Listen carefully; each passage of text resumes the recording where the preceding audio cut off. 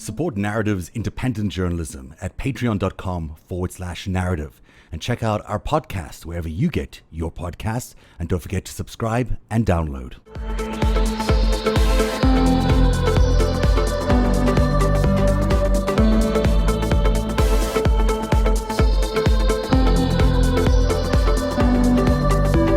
Welcome to Narrative Live. We will be live with the panel in just a few minutes, but with all the stuff going on with the US Postal Service and Louis DeJoy, I thought it'd be great to get Glenn Kirshner, the federal prosecutor, former federal prosecutor, on the line with us to talk to us a little bit about the crimes that Mr. DeJoy may have already committed.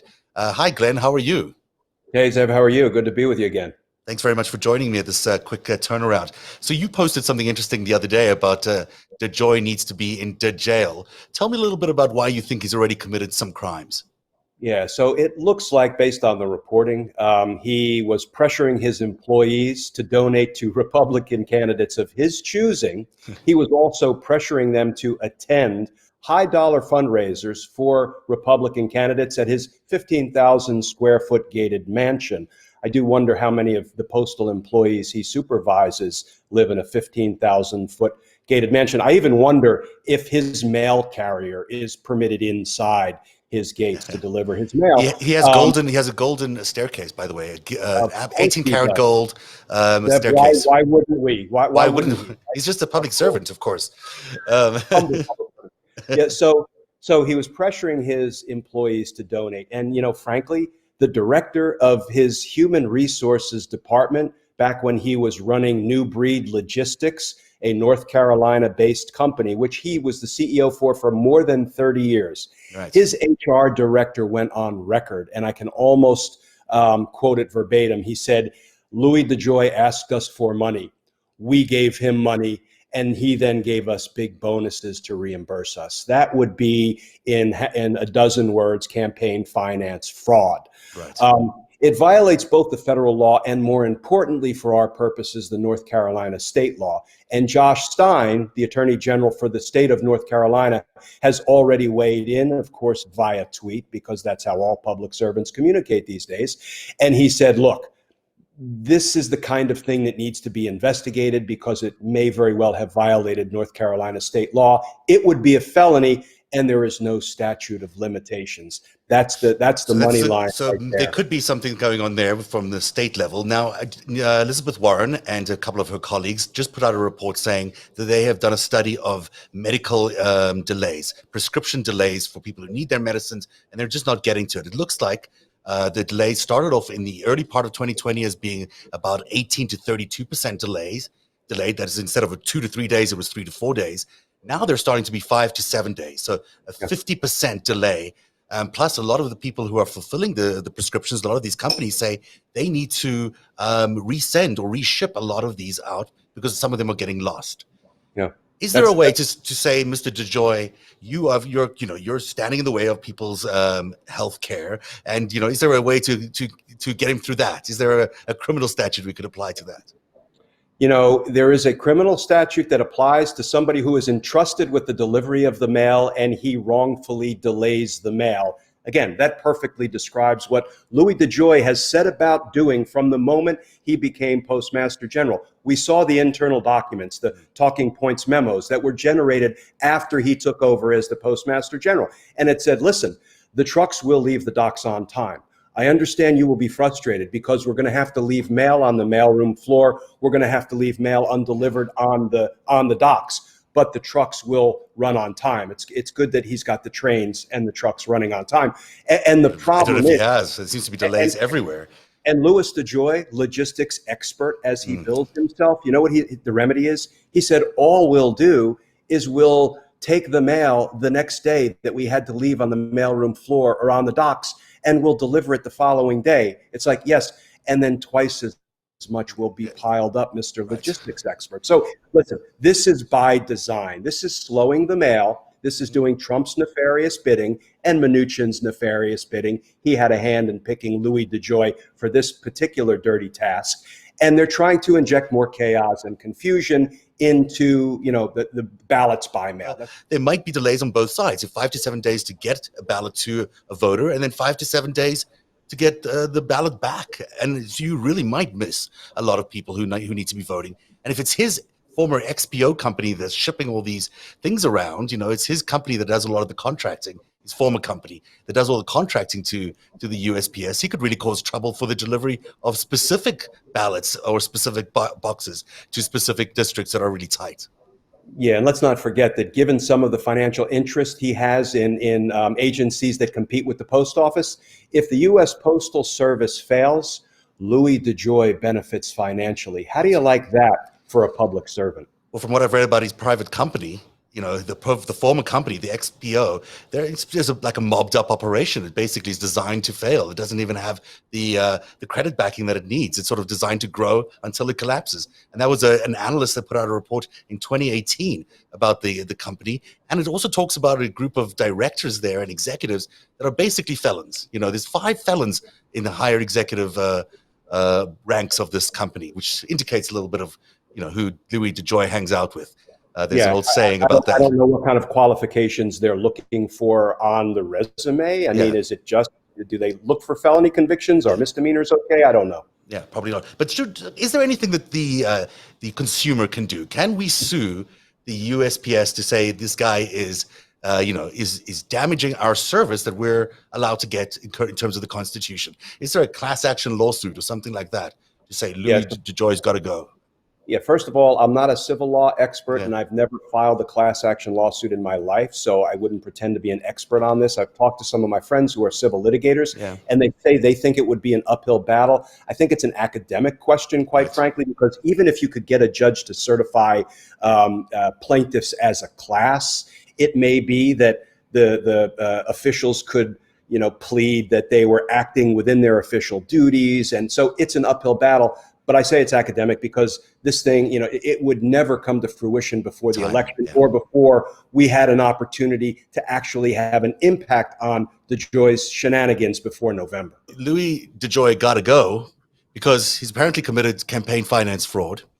He's delaying crucial medications to people by as much as 50%. This is really interesting today because the Warren investigation, Warren and her colleagues in the Senate did a real investigation to figure out exactly how much of a delay there was on medication. And I'm glad they chose medication because it doesn't look political. But of course, if it's happening to medication, it potentially is happening to all other mail. And they found some interesting things. I mean, it was actually quite a very strongly worded statement. She said, "We know Louis DeJoy is sabotaging the Postal Service, and our investigation reveals his scheming has slowed the delivery of mail-order prescription drugs, threatening health risks for millions of Americans during a pandemic. He needs to resign, and if he won't, the Board of Governors must remove him." Let's look at the language that Senator Warren has chosen there. Okay, I'll put it back up. Sabotage indicates mens rea. I got it memorized. You've got 3 terms there: sabotage, scheme, and all health pandemic. That'll do it. But the first 2 are the big ones. Sabotage means an intentional act of destruction with the hope of harming assets or stopping some activity. If you're talking about prosecution, say criminal, you're looking at mens rea and actus reus. Mens rea would be, do you have knowledge of what you're doing is supposed to be harmful? Actus reus, do you take an action subsequent to that? And sabotage, in one French word, which means throw the wooden sandal in the thing so it goes boom. That indicates both mens rea and actus reus. If you're, it's not I made an oopsie, I dropped my shoe. That's I knew I was going to hurt this thing and I intentionally caused damage. So she's making a really serious claim. That out there. Yeah. Wow, I didn't. Well, and I then didn't get that from that. But that's why you're here. Oh, yeah. Well, and scheme is in all kinds of prosecutions for conspiracies. That if you got multiple people that have a tricky little plan for them to get what they want, that is illegal. You'll see the phrase "in furtherance of the scheme." If you have a scheme for a federal prosecutor, that means, particularly when you have co-conspirators, you had a plan that you executed with multiple people, which this is, to do something that is breaks federal felonies. And when you talk about threatening health risks for millions of Americans during a pandemic, Think of the number of medications that are that will cause great distress if they miss.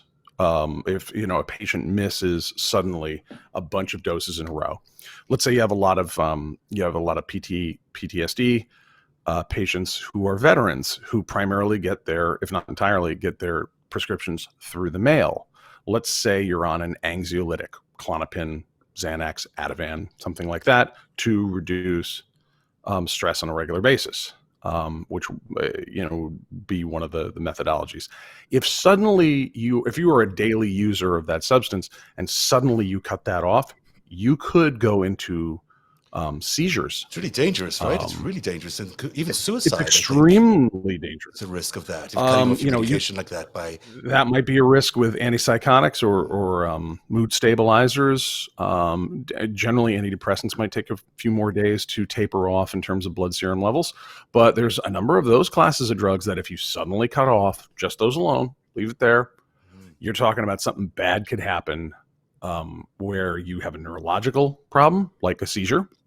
That would be very acute, or you could decompensate psychologically and possibly end up suicidal or in dangerous behavior. That's just that. There's probably 100 other examples. It's a really serious thing that they're doing. It's really intentionally causing health distress in a scheme with other active co-conspirators against federal and state, statutes of multiple sorts, and the son of a bitch has a financial incentive unique to himself, where the more damage he causes, the more money he makes. Because his wife still has $30 million in stock in XPO. I think she's $75 million that she has, which of course is their shared stock, but she's holding it for obvious reasons. But it's a significant amount of money. And that's a lot. So that's certainly enough for an incentive. I'm just thinking, not of the moral conviction, because we've already done that. This man's a scumbag of historic proportion. But we're talking about, you see the bloodlust on Mr. Justice Glenn Kirshner there, who's just like, he can just sense like, yep, this is just like felony bait. This is indictment catnip. Yes. So I also want to pay attention. Get you to pay attention to this one figure here, this 35% of reshipments. This is what the providers of medicine, whoever they might be, are saying that they have to reissue shipments of medication, which means that if they're reissuing 35% of all the medication that's being sent out by them, where is that 35% going? And also, what does that mean for our ballots? If 35% of our ballots start disappearing as well because of these delays that are causing these mystery disappearances, it's an interesting stat. I don't want to read too much into it because it is about medication. But I'm going to read tons. Let's read tons into this. When you're talking about a massive, coast to coast plus American territories, Alaska, Hawaii, everywhere, military bases. When you're talking about the fine-tuned machine of the U.S. Postal Service, which guaranteed by the Constitution to exist as part of our national infrastructure, and run by fantastic professionals for over 200 years, and incredibly successful to a very reliable degree, almost in the Six Sigma. If you're in manufacturing, 0.00001% of errors, and it's very well controlled. It's well controlled machine, without a doubt. Going up to 49% delay inside of 8 weeks somebody is going. Monkeys have sledgehammers. Right. That is not a minor, standard, deviation away from the mean here. That is, they're lobbing grenades everywhere because they're all going to go to prison forever, and they don't want to find out what the term prison wallet means if they Google it. So, that is a huge delay, and you compound that. You go to 5 to 7 days for ballots on one side and the other side.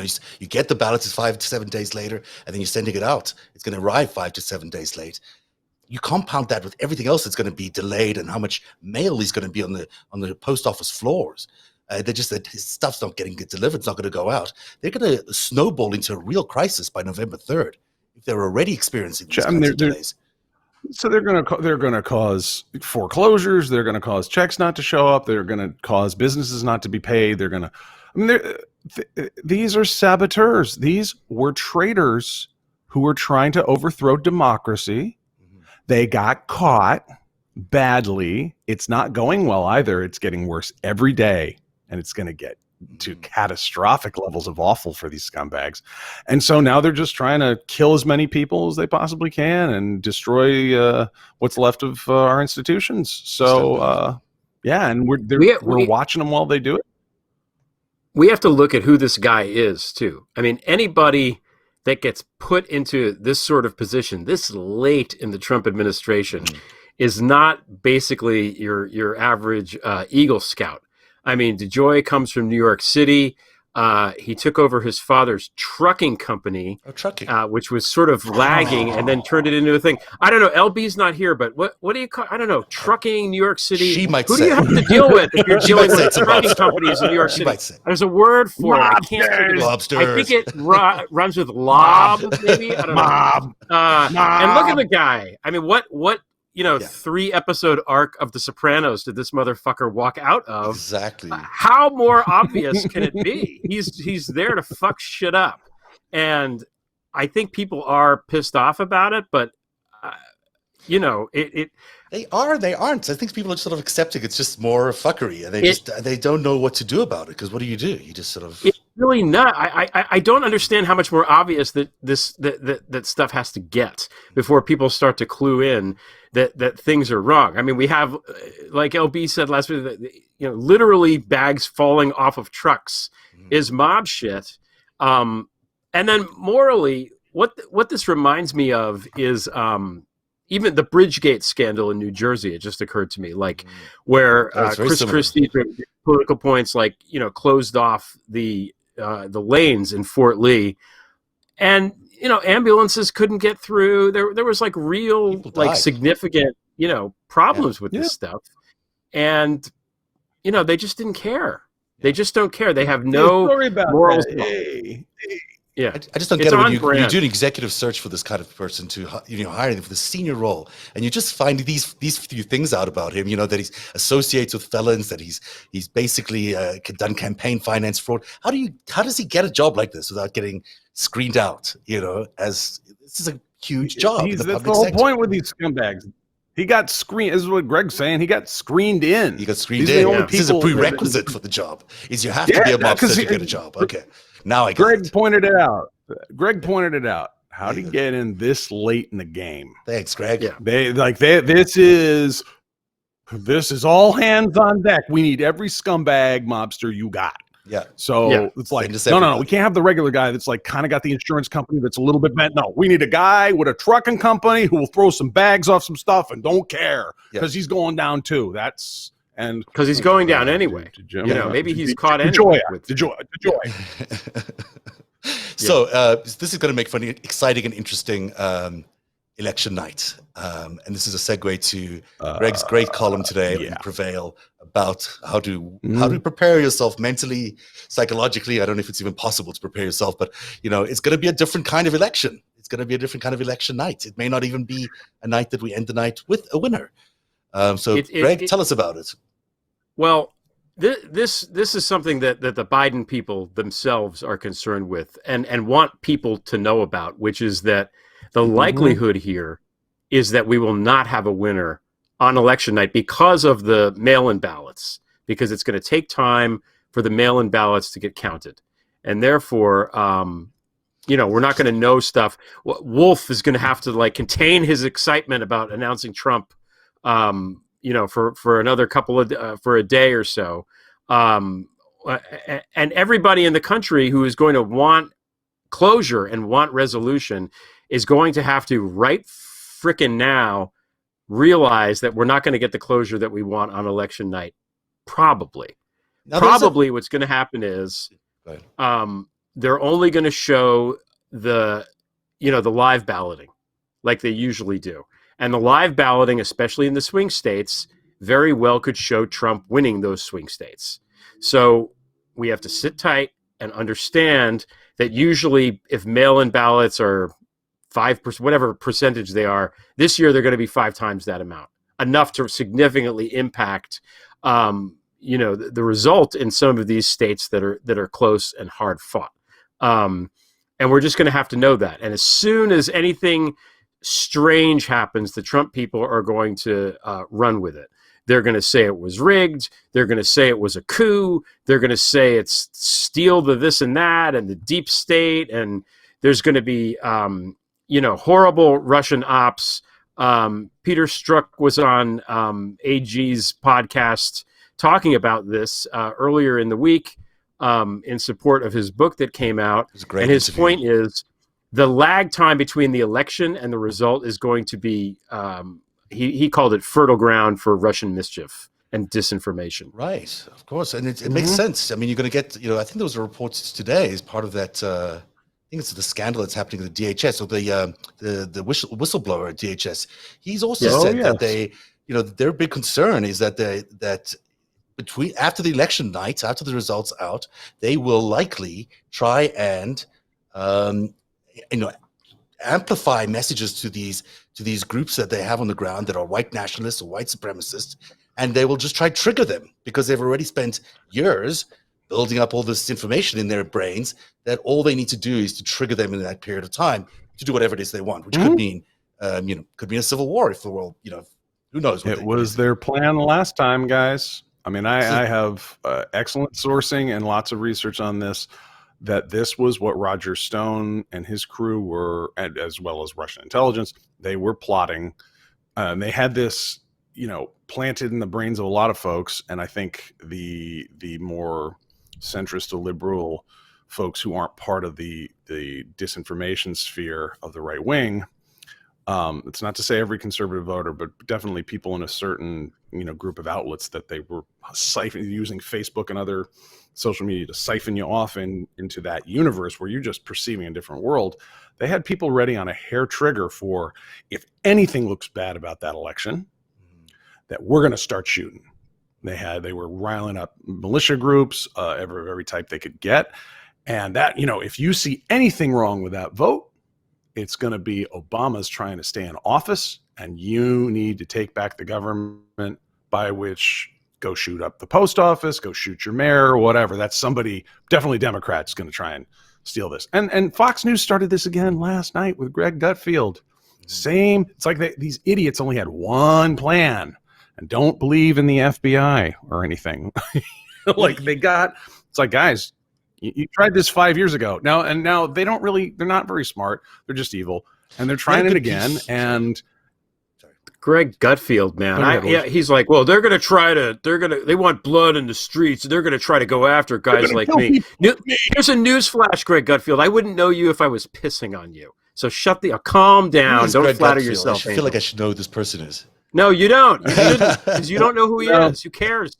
There was an article you posted today from the Financial Times this morning, Eric, which actually said that there is real concern around QAnon developing into some sort of terror group. It's just terribly frightening, and it seems ridiculous. But when you look at the makeup of all these terror groups like Al Qaeda, and they sort of are born the same way. A lot of manipulation. They've been radicalizing, and the pivot is already starting. And you've got people saying when they're being fed this information, so we need to know who's behind this, who's behind QAnon. They're being fed information. That there's this dire situation that we're civilization's barely holding on. This is not just a bunch of mobsters and enemies who are causing us to go mad. No, they're the last bulwark in all this. And so if it looks like Biden's going to win, maybe we'll have to do something really extreme. Now they're starting to be very specific. We may need to turn this violent, and it's interesting that this is exactly what DHS was told from Robert O'Brien, Trump's new and most treasony national security advisor. And that was a hell of a list that they had going. Somewhere between Mike, Flynn, and Bolton. To end up at the bottom of that pile is really quite a thing. But, it said in the DHS whistleblower report, there's two things we don't want you to look at. Nazis are going to shoot the place up, and the Russians. Okay, everything else is, you can look at, rogue Girl Scouts. You can, look at junior varsity basketball teams, but no Russians or armed militias. And just watching the professionals try and deal with that, reading some of the quotes is like, why not? Why not? Well, because and they just came out and said because it'll make Trump look bad. And the well, Chinese, why would? Chinese, they're like, talk about China and Iran instead. Like, okay, let's talk about Belgium too. Those bastards. And the Chinese invasion, the Chinese, their waffles, their chocolate. Get a word. The Chinese attempt to infiltrate the elections has so far been to hack the Biden campaign emails. It hasn't been, as many had suggested before, in support of Biden. It seems to be against Biden. So, in fact, in their own release of information, it seems that they've released information that indicates that both sides are working for Trump. And not the other way around, which sort of makes more sense in the geopolitical world. You got to go to Peter Strzok on this. He's like, yeah, are they both up to something? Sure. Yeah. But who's the masters? Who's got the decades in this? Who's got the boots on the ground? Who's good at this stuff? Russia. Sorry, I mean Belgium. No, Liechtenstein. No, it's Russia. Belgium is code for Russian. Belgium is code for Russian. Red Dawn, Red Mirage, Blue Tide. Belgium. Can you explain what these three things mean? Because they mean a lot in election night, and I'm sure people want to know. The red mirage is the scenario that I just described, where it looks as if Trump has won on election night, and then we wake up and we realize the next day, 2 days later, that in fact, no, the votes haven't all been counted, and Biden did indeed prevail. And I decided to call it Red Dawn because we wake up to a red dawn, and also that means the Russians have invaded, because it's the same thing, really.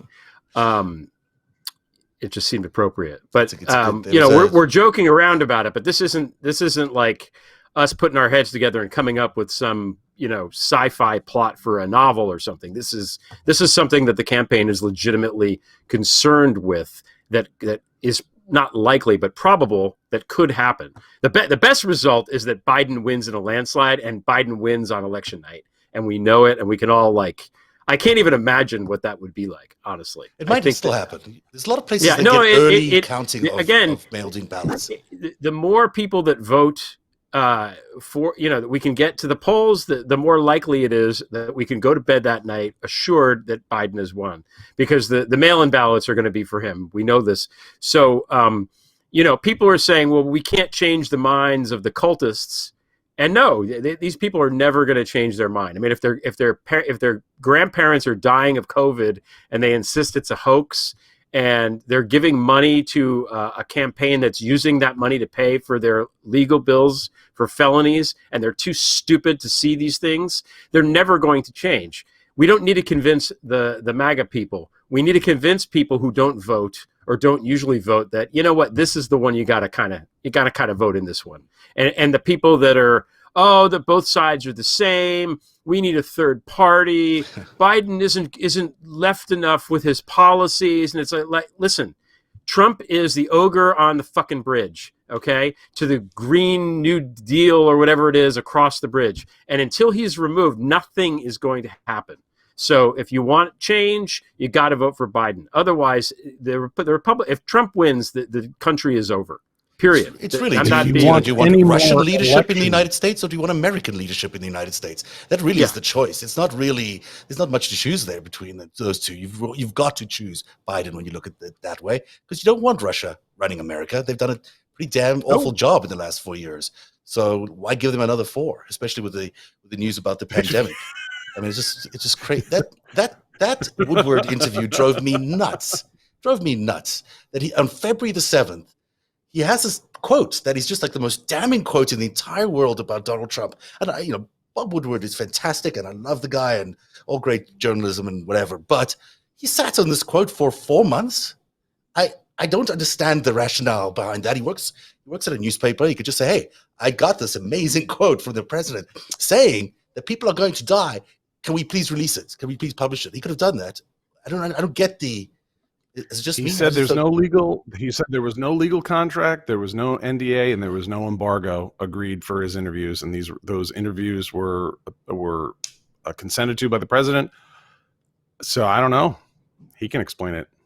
There's 200,000 dead bodies. It's great to have it out, and I'm glad we have the information. It's fantastic to have the quote there because we could finally say definitively, hey, this guy knew what he was doing when he decided to kill 200,000 people, but he still killed 200,000 people, and it's. I mean, I wouldn't have done what Woodward did. You know, we're trying to spread the word about things that we know as soon as we know it, but you know, Woodward's not ultimately the guy to blame here. No, you know, it's almost like blaming Pelosi and Schiff for what's happening. It's you know, it's clearly Trump's fault and his you know, minions. Woodward's going to have to live with that. You know, he's going to have to live with it.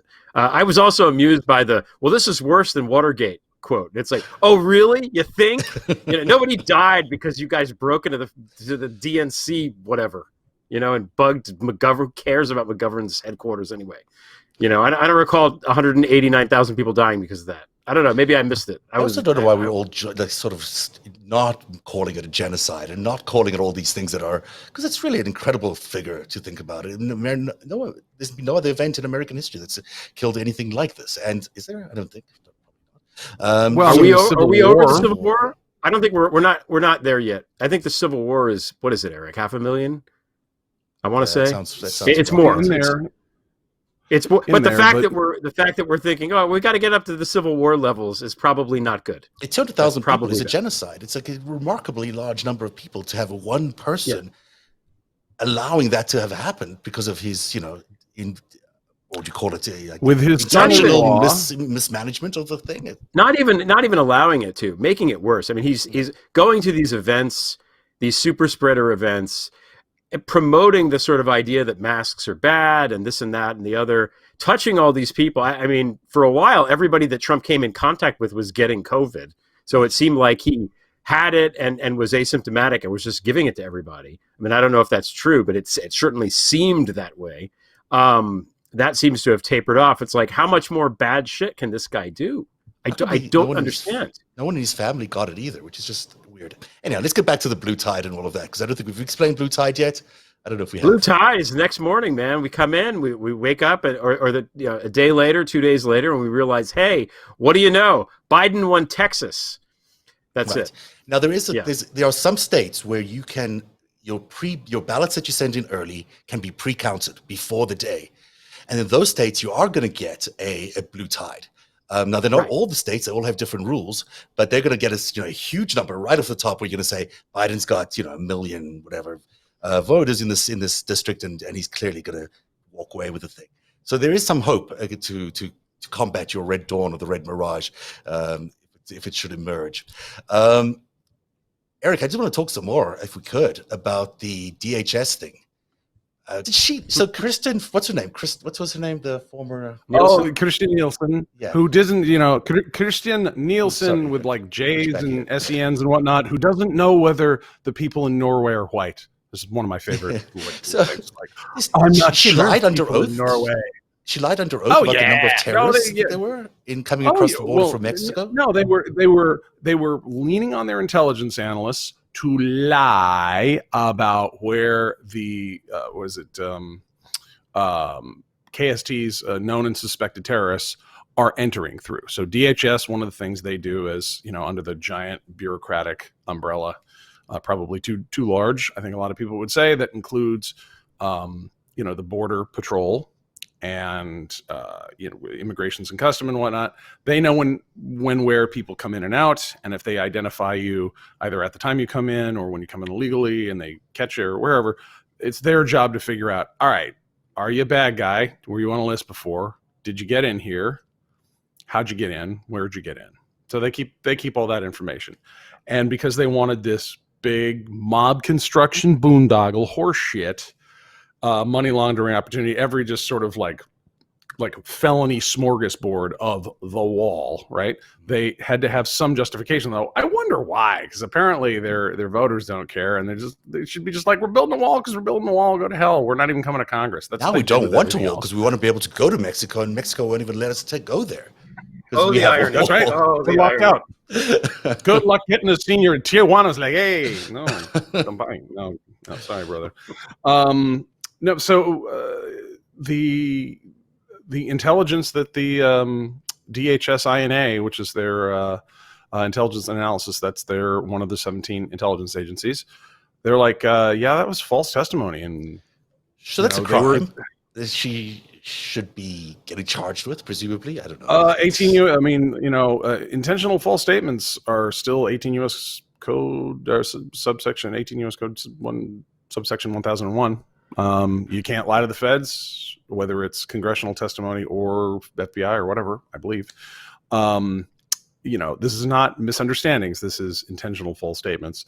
So that was the concern there. But the pattern is the most distressing, is that they went directly to their intelligence agency that supports DHS. And remember, DHS is one of the two agencies. I think it was like FBI and DHS. They can talk, about the homeland, about U.S. territory, because CIA does not cover U.S. territory. NSA does not cover U.S. territory. There's no intelligence assessments there. So you got FBI for certain threats and DHS. Everything else is looking out at potential threats elsewhere. So one of those agencies, the Trump people have leaned on to lie to not just the higher ups or the congressional consumers of their intelligence products, but every downstream law enforcement and security organization agency that there is. So every city, county, every other part of the United States that relies on DHS for threat assessment. Even if they don't hear from them every day, they expect, if they do hear something, that it's important and it's accurate and it's correct. That tore all of that up. And they were incredibly transparent. These guys who were there illegally, Chad Wolf and Ken Cuccinelli, are illegally in their jobs. They should not be making those decisions anyhow. And on top of that, they're very transparent. This is for Trump. This is to keep Trump in. This is so we can build the wall. This is so we can cover for the Russian Federation. I mean, it's. They literally seem to be ginning up a war here. I mean, they're basically saying that the white supremacist groups are not a threat, and that Antifa is a threat. That's according to this. Yes, it's intentionally so that we don't look the other way on people that are gonna commit murder on U.S. soil and interfere with our democracy. I mean, it can't get more treasonous than this. It really is, and in some ways more treasonous than the June 9th meeting at Trump Tower. We got dirt on Hillary Clinton. Oh, okay.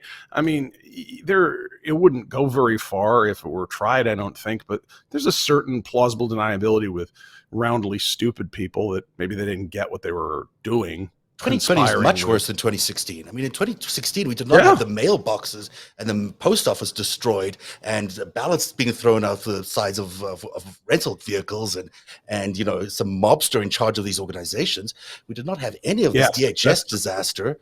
We didn't have any of the intelligence. We had we had Jay Johnson. We had Obama in the White House. We had Jay Johnson. And there's a lot of criticism about could these guys have done more? But at the end of the day, they were the ones pushing on Mitch McConnell to go, we need to work on this. And he's like, no, we don't. But at the end of the day, they got to prepare the National Guard, which they did. We know that from David Scheimer's book on this program. We know that Obama had the National Guard ready to go, and the National Guard would depend on DHS. And we had Jay Johnson at DHS, not traitors, doing good work, not telling their intelligence analysts to lie, in case the Roger Stone, we're going to turn America into a bloodbath scenario, came out. So this time, though, we got Louis DeJoy, we got, Chad Wolf, the lobbyist from F Street, who's never done acting anything. Secretary Chad Wolf, please. Acting.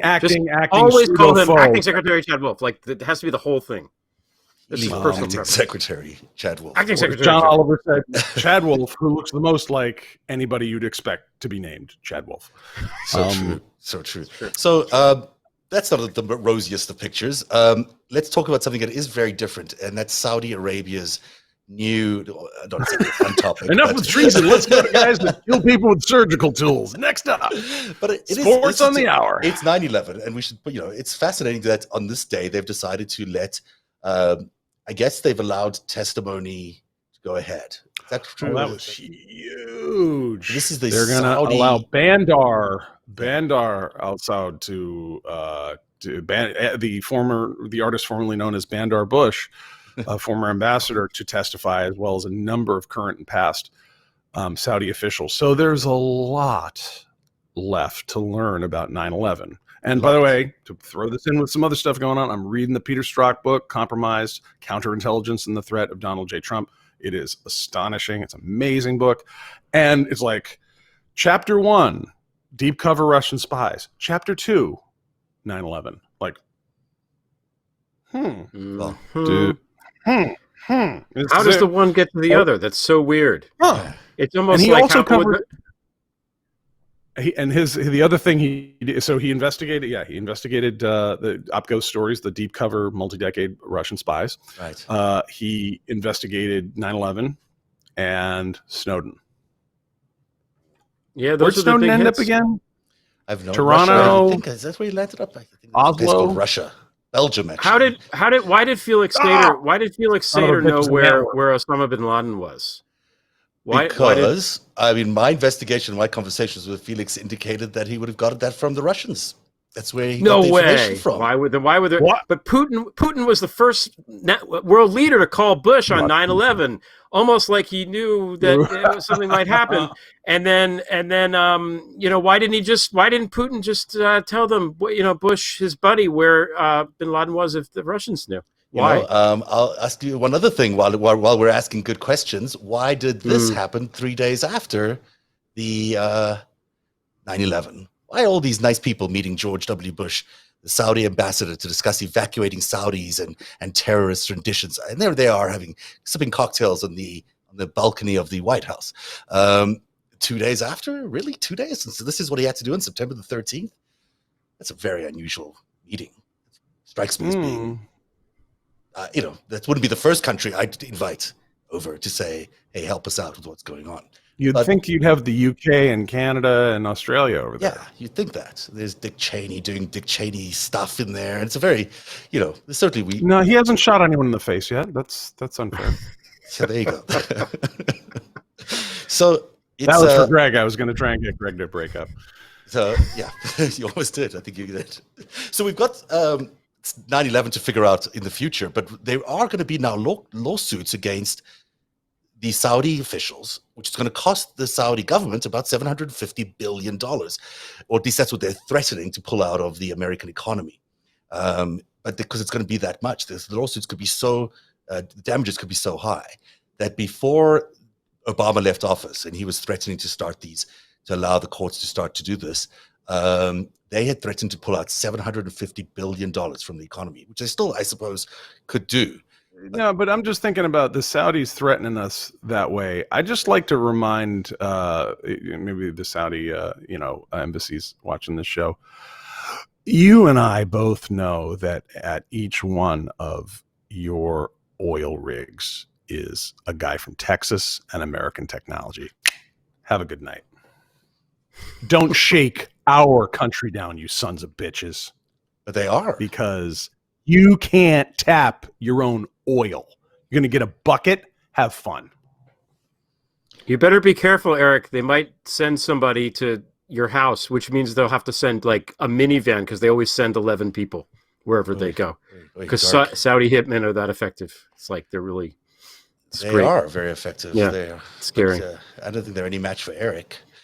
This story drives me nuts as well, because there he is. Khashoggi is probably the biggest story, tragedy that's happened to journalism in a long time, and certainly one of the biggest tragedies that happened to someone who worked for an American newspaper abroad. And this organized hit job happens on Turkish soil, and it's clearly the Saudis. And the president's reaction is, "I saved his ass," and it's not about the journalists; it's about MBS. I mean, it's just.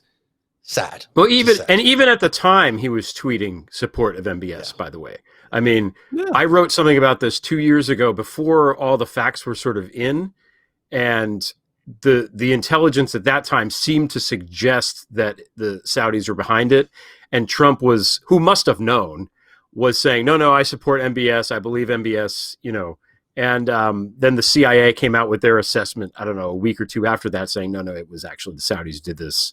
And Trump never, he never did anything. He was always on board.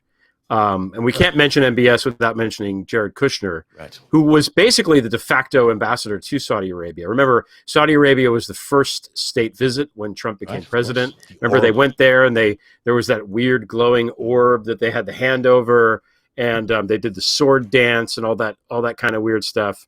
And Jared was there. MBS was pumping him for information.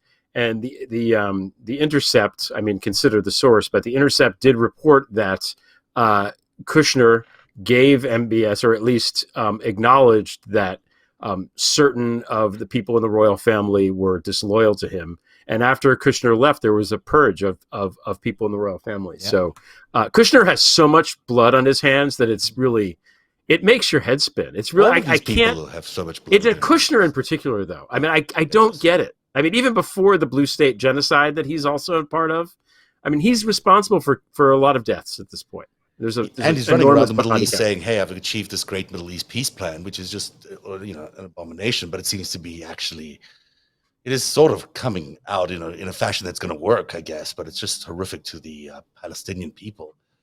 It's horrific to the Israeli people. I mean, think of the, everything that's gone on there. All of a sudden, since 1948, right? Now, all of a sudden, just as the Russian asset in the White House is getting popped, and it's been a hell of a day for indictments and other Justice Department stuff. Bill Barr notwithstanding, although he got his ass handed to him today at the Flynn case. Durham's prosecutors list. Oh, it's just delicious. So Judge Gleason is the amicus for Judge Sullivan in Flynn's case. Is like, Bill Barr is insane and Flynn is super guilty, and maybe hit him with some perjury stuff too. I'm out. This is all, we're done. And there's a prosecutor that dropped out of the Durham in Connecticut, I think, right? Yeah, that's right. That's right. One of Durham's longtime colleagues, and Durham, who after with all the Q ultra right wing stuff. Oh, Durham's going to get these deep state guys. Well, when the longtime mob prosecutor John the Bull Durham finally meets John Brennan at a former CIA director, they talked for 8 hours, and my understanding of the exchange of information that made it out from one of Brennan's old deputies on Twitter was that. They talked for 8 hours, and Durham told Brennan, "You are neither subject nor target of the investigation," which just makes him a witness. So, so what happened? Anything else you want to tell us about? Interesting. That's interesting. Where did the origins of the Russia investigation, the CIA, the Russia investigation, like there's one, the whole the pretense is hilarious. And the only thing Brennan said publicly was, I told Durham, I was really sorry about having to deal with Barr. And I was like, sorry, conspirators, sorry guys. So now Durham's got a prosecutor gone. So the wheels are coming off the treason bus here for all the Trump people. And then just as that happens, Bibi Netanyahu is now like, oh, guess who we're at peace with? We're at peace with the Emirates and Bahrain, and we love everyone. It's like, man, all you money launderers stick together. It's just, that's really who do they bring in? Jared Kushner. How did he achieve Middle East peace? Money laundering, his only talent. Yeah, they bought the peace, and they continue to buy the peace, and they've sold out Israeli democracy, they've sold out American democracy, and they've sold out an alliance with America that, I think is, at the end of the day, more important than your alliance with China or Russia. But, that's up to, that's their state's decision. But none of that points to a good future for democracy in the Middle East or any human rights in the Middle East. We are going backwards in time into a dark, dark place where money just rules the roost over there and nothing else matters. And people are going to die and people are going to disappear. And, all the same kinds of crime that used to be there are just going to return in bigger amounts. And then we'll end up with war again, because it's really hard to keep the peace if you're not going to be democratic. It's just really hard to do. Yeah, I think it's why we need, none of us have the government we deserve right now, for the most part. And we really need to, to fight for this republic, because I think if there's anything we've learned in the last few years, I don't mean this is from a sense of American chauvinism, as I often say. I don't think America is the best country. I do think it's an indispensable nation, for a few reasons. But for no other reason, we have a lot of democratic ideals and we're extremely powerful, and the world needs, it's a very Russian talking point. You don't want the United States playing world policeman.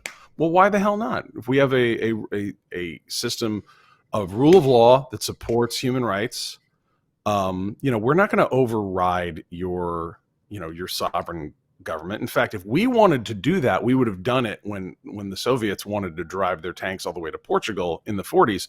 We could have beaten basically every other world power. America could have taken the world over between 1945 and 55.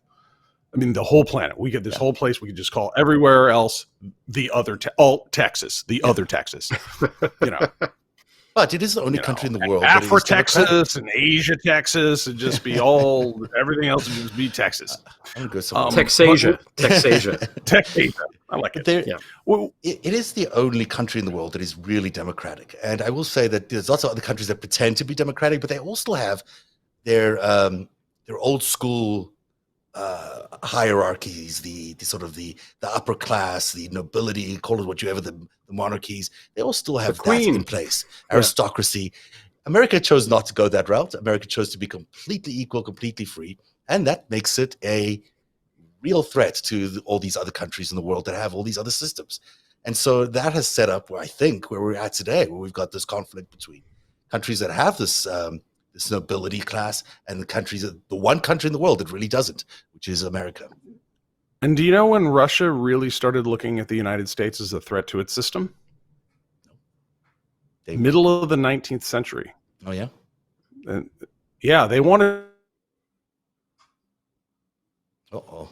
It Because froze you right out of the picture, Eric. You must have said something annoying to them. I think the Russians are pissed at Eric. They must be. Oops, I was full of my chair. All right. This is almost time to wrap up the show, I think. Oh, there he's back. He's back. They've had time to work on me. But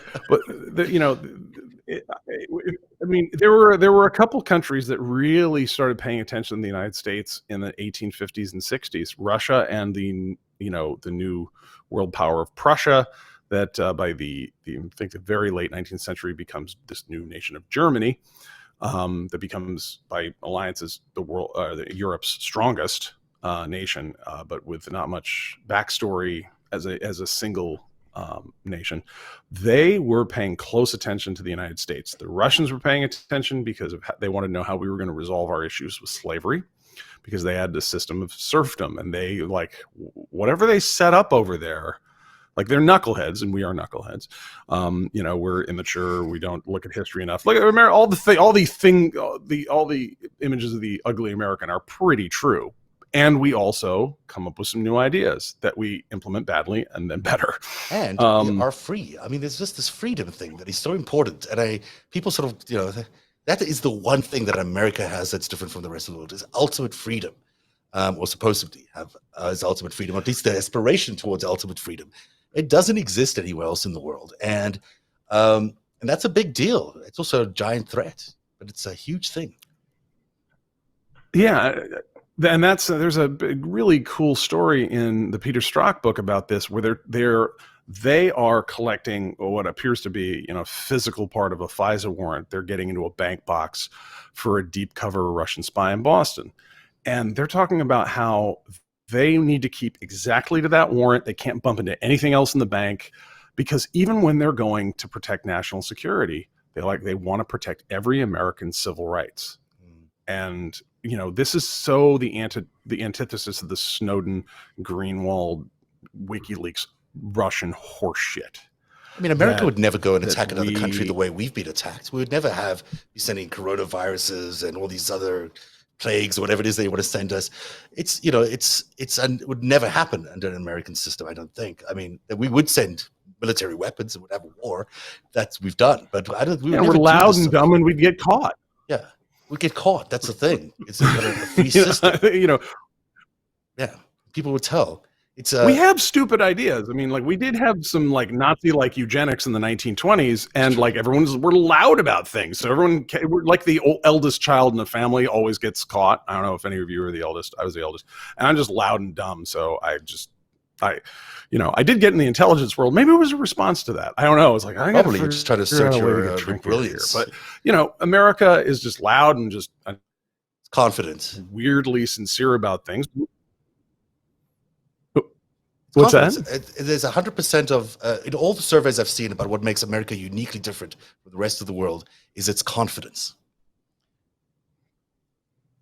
I think it's true. I think it's true. I think it comes from a lot of things, but I think that confidence is uniquely American, and it's very attractive, and it's why these powers around the world view America as such a threat, because it is so attractive. Everyone wants to live in America. Everyone wants to live under freedom. Everyone wants to have equal opportunity to everybody else, and that's a rare thing in the world. So it's some people say that the Jungle Book. I don't know if you're big fans of the Jungle Book. I've read it. That's actually an allegory for all of this. That Mowgli is the free democracy, and especially the latest Disney adaptation. Oh, that's interesting. It's worth looking at that book through that sort of mindset, because it is a threat. This is where America is a magical country where anything is possible, and no one wants that. No one wants that to go out of control to the point where it takes over everything else. From their perspective, they want to stay in power. They want to stay in control of the world. Well, from very early on, and if you think the Russian memory is very long, the Russians had a very tight relationship with France to the point that their royal court spoke French for centuries. France, helped our revolution out, and then traipsed our revolutionary heroes, Tom Paine, Ben Franklin, Thomas Jefferson. Dudes were rock stars in Paris. They were at every party. They got laid. All their stuff got published. They were rock stars in Paris. And they went, the French had a king. And they're like, that was a thumb in the eye to their global rivals, the English. Like, ha! It was like a really great op. They turned the Americans free and gave them some military help, and suckers, you lost North America, you idiots. And then, somewhere 23 years after that, they had seeded all of our ideas out into the world, which are based on some of their ideas of, Voltaire and Descartes and whatnot. But they seeded them back into French society, and then it got really hot one summer in 1789, and they did they cracked down on a protest. And the people of France tore the place apart. The Russians were watching that, right? Yeah. The Prussians were watching that, and they're like, wait a minute, what happens in America with freedom? People might get an idea about. So 70 years after that, they're watching the Civil War going, wait a minute, what are they going to do with making people work for cheap? Because we do that too. So let's watch that. And then they start their active measures. Then you get the 20th century. Now it's on, man. And America's a global power after World War I, and definitely after World War II. You're right, Zev. The world is watching us. And that's what the wonderful addition to thoughts that I hadn't had yet of, why this is an important place. And this place has to be a democracy. It's why it's worth fighting for. And it's not about the American people or the land or anything. It's the ideas are just so freaking good that they threaten scumbags. Our ideas of democracy and freedom and right threaten despots across the globe. And where are our allies? Where are our allies? I don't see them coming to America's defense yet. I have not seen, maybe the Australians, through intelligence, we've seen some of that. But I don't know if we've seen a united front by our allies. Where is NATO defending America's honor in the face of Russia's blatant attack on America? I haven't seen it. They're still, wandering around negotiating.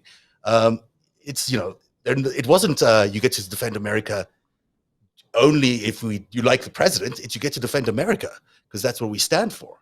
And why aren't we hearing more from these They're countries? captured too.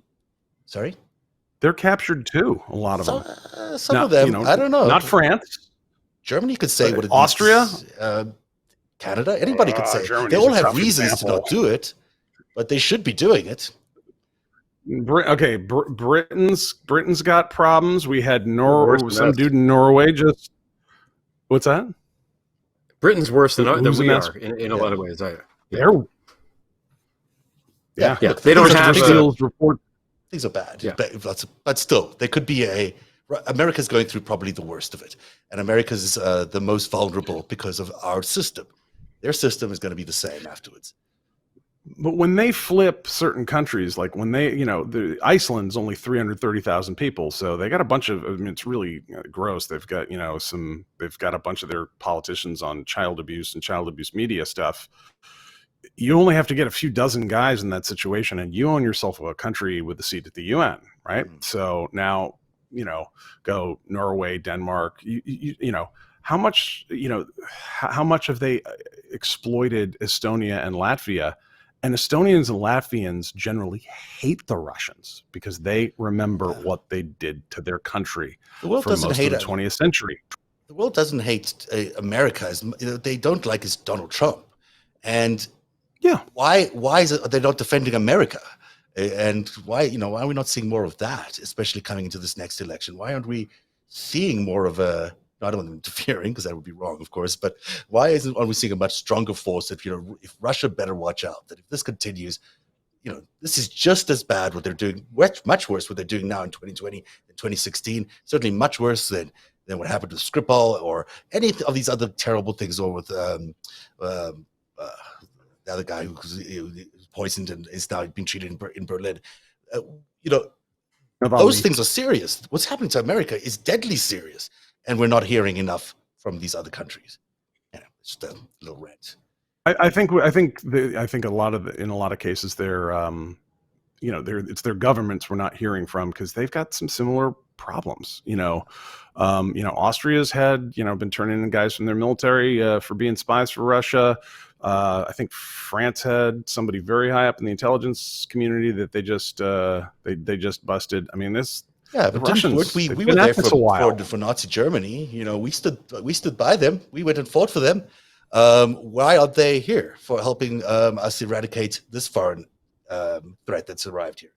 I mean, those are just true facts. We went and killed a lot of people. Well, we have done the show on Deutsche Bank, right? Yeah, we have done the show on Deutsche Bank, so we know why. Hey, I think we got to wrap because we'll keep talking. We got some problems. Did we miss anything? Can I say one quick thing before we wrap? Or we got time? I know Eric's going to go. Just one thing, because I want to end on a high note. Yes. The best thing about this country is that everybody that comes to the country, or everybody who lives here, with the exception of Native Americans, comes from somewhere else and came here under some sort of duress or because they were basically forced out of their own countries or left because the situation was better here. So basically they were losing in the other countries. They were the weaker people. They were the least economically advantaged. They had less religious freedom. They had less power. They had less opportunity. They had less all of these things. So it's essentially, if we may appropriate a Trump term, it's a nation of losers in their home countries, right? In their native countries, who come to America for new opportunities to win. And this collection of diverse people from all over the place somehow comes together under the banner and the ideals of democracy that Eric eloquently talked about, and becomes the ultimate winners, right?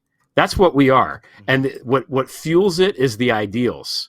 And, we can never forget about that. Trump and these guys want to destroy the ideals, and they can't. The ideals are not going to die. Like, I've been saying this for 3 years. If the Republic falls, it's not going to be because of that fucking guy. That's all I got to say. Ideas will live on, but the Republic should not fall for that guy. No, it really shouldn't. It will not. That's a great note to end it on tonight. Thanks for your time, gentlemen. And Lincoln's Bible was on chat. I saw her earlier on. So she's resting and happy and enjoying still a drink on a Friday night. Good.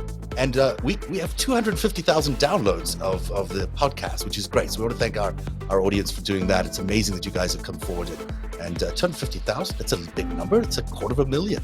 That's blown away by that. So thank you very much for your support of Narrative. And we will be back on Tuesday with a really big show because Greg Smith is here.